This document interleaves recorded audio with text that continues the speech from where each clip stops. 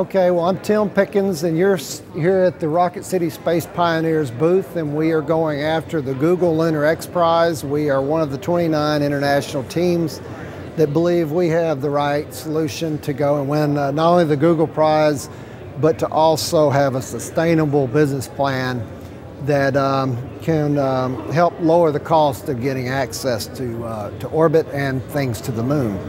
So we're kind of a mid-tier company team approach. We've got some very large partners that bring some really cool heritage solutions to our team. You know, it's Dynetics is the lead.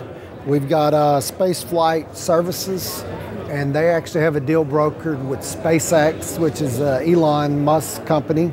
And so we're planning to fly on the Falcon 9. And the Falcon 9, you know, is the most affordable rocket in this country today. And some argue that it's probably more affordable than things you see. Even the Chinese recently argued that we can't compete with Falcon 9, which is cool. So we've got Draper Laboratories. They're the guidance guys that put us on the moon. So whenever you think guidance and control and landing, they're the guys that made it happen. They're on our team. They were with the Apollo missions? Yes, they were. And they've done a lot of cool stuff. And they flew the system recently. Their black box, our control system, flew Project M for NASA, you know, the lander. So they're a team member. We've got Teledyne Brown, who's been in Huntsville for many years. They actually built the thruster system for like 1X that did the roll control.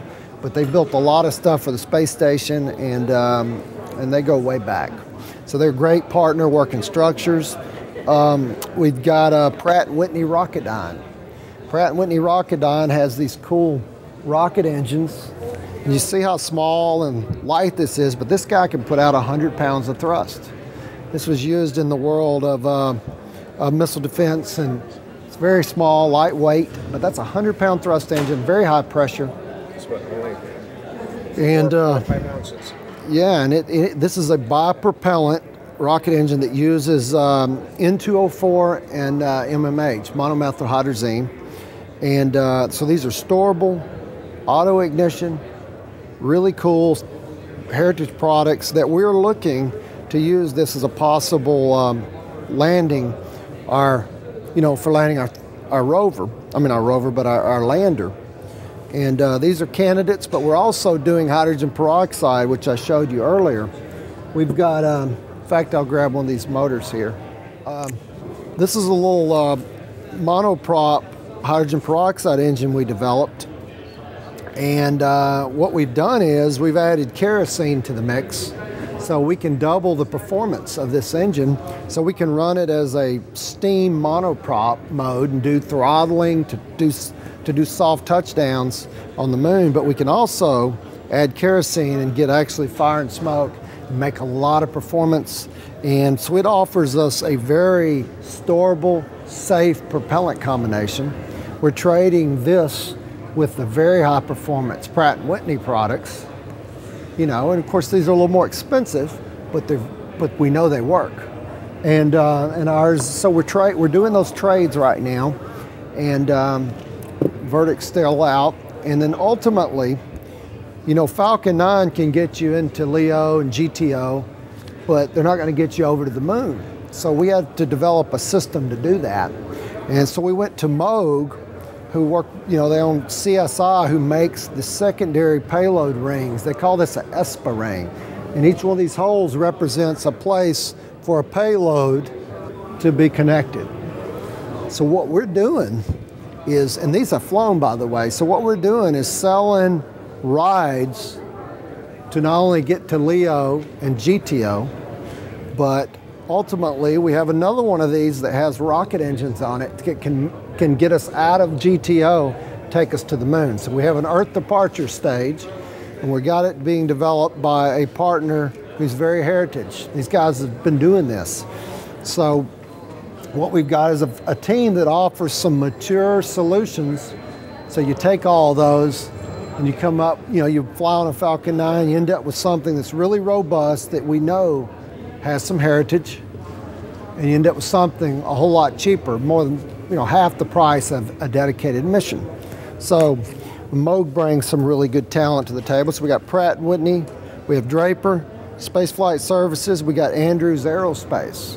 And Andrews is doing some rover stuff. If you know anything about this prize, you know not only do we have to land on the moon, but we have to rove or hop 500 meters, and we have to be able to send back unique video and certain types of data of interest in order to capture the prize.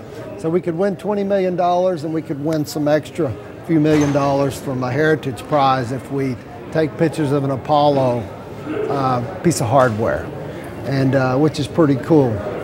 But you know, this team we're real excited about winning, you know, this prize, but we're also excited about the potential of this business plan being able to sustain itself, not with rovers, but be able to carry people to the moon. And so we have a taxi service that actually, and selling those rides pays for our mission, by the way. We've got a few teams working on rovers, a few team members. We've got the Andrews team they're responsible for the rover. That's Jason Andrews' company, Andrews Aerospace. And they've been doing a lot of testing. We've got the Huntsville Center of Technology here in Huntsville, Alabama. They are the local high school tech school, but they have amazing kids that want to build robots. They're building a lander for us.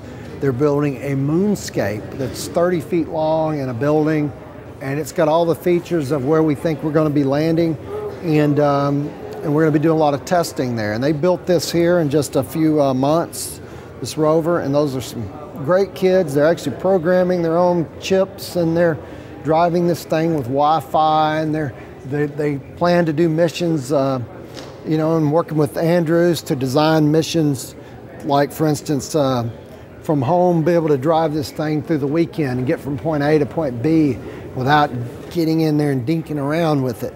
So that's important. We learn a lot. So we're pretty fired up that we got such a great diversified team, great partners. The community has been very involved. We get a lot of calls from engineers and graybeards that say, hey, I designed the wheels for the rover, the original moon rover, and you need me. And I got other guys that say, hey, I helped figure out where we were going to land, and I know all about the moon. Can we help? So we designed a program called Engineering Meets Education. So we say, okay, you guys can help us, but we want you to come to the tech school. We want you to work with the kids to say, here's how you design a mission. Here's what you've got to do to design a wheel that's optimized for the moon. Here's what I would do. So you got to be able to teach them and share your knowledge, not only with the students, but with engineers from my team, and help us learn as much as we can so we don't repeat and have the mistakes that they did that we never know about. But obviously they succeeded in doing, you know, getting us to the moon and actually riding around on it. So we've got a lot of talent here in Huntsville, Alabama. We got a great team, you know, and we're excited. You know, we're out here trying to sell rides right now on the Falcon 9. And I think there's a possibility of getting an even better deal with us on the Falcon 9 Heavy. And we're looking at those numbers right now and crunching to see how much we can save a prospective rider. So rideshare, taxi cab to the moon and to Leo and beyond. So that's what we represent. We're RocketCitySpacePioneers.com. And we're having a lot of fun and doing a lot of cool stuff. So thanks.